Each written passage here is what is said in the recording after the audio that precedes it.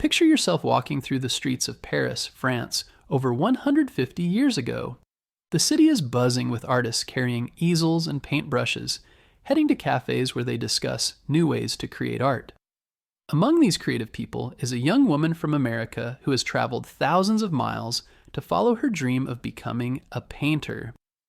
Her name is Mary Cassatt, and she would become one of the most famous American artists in history, known for her beautiful paintings of mothers and children. Mary Cassatt was born in 1844 in Allegheny City, Pennsylvania, which is now part of Pittsburgh. Her family was wealthy and valued education, so Mary was encouraged to study and travel. When she was a young girl, her family spent several years in Europe, where she visited museums and was introduced to art.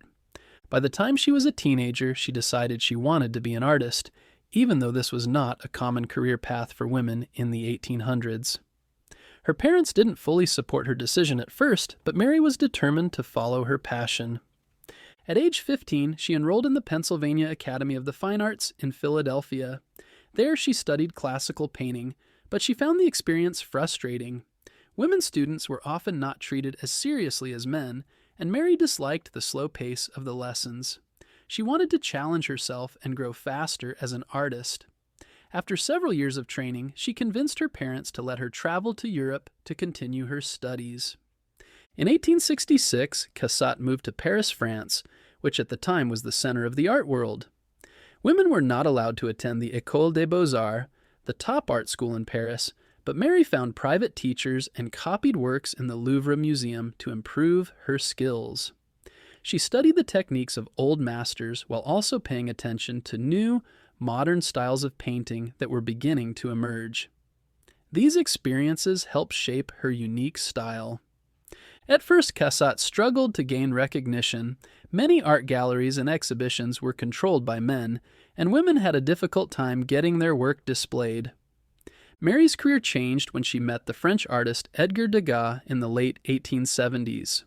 Degas was part of the Impressionist movement, a group of artists, including Claude Monet, Pierre-Auguste Renoir, and Camille Pissarro, who wanted to capture real life with quick brushstrokes, bright colors, and attention to light. Degas saw Mary's talent and invited her to do a show with the Impressionists. This was a huge breakthrough for her career. Cassatt became the only American artist to regularly exhibit with the Impressionists. Her paintings focused on scenes of women and children, often highlighting the bond between mother and child.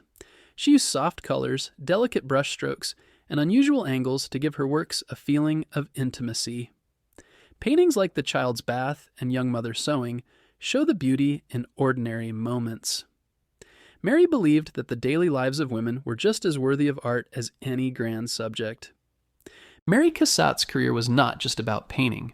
She also used her influence to help promote Impressionist art in the United States. She encouraged American collectors to buy works by Degas, Monet, and others, which helped spread the movement's popularity beyond Europe. Today, many museums in America have Impressionist collections, partly because of her hard work.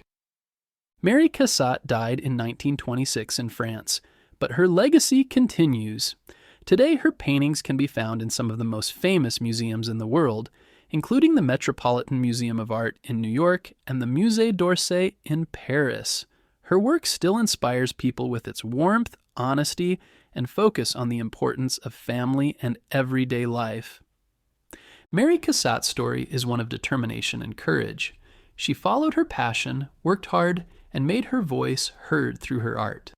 She showed that the beauty of ordinary moments, mothers caring for children, families spending time together, deserves to be celebrated. Her paintings remind us that sometimes the most important stories are found not in big events, but in the simple connections we share with the people we love.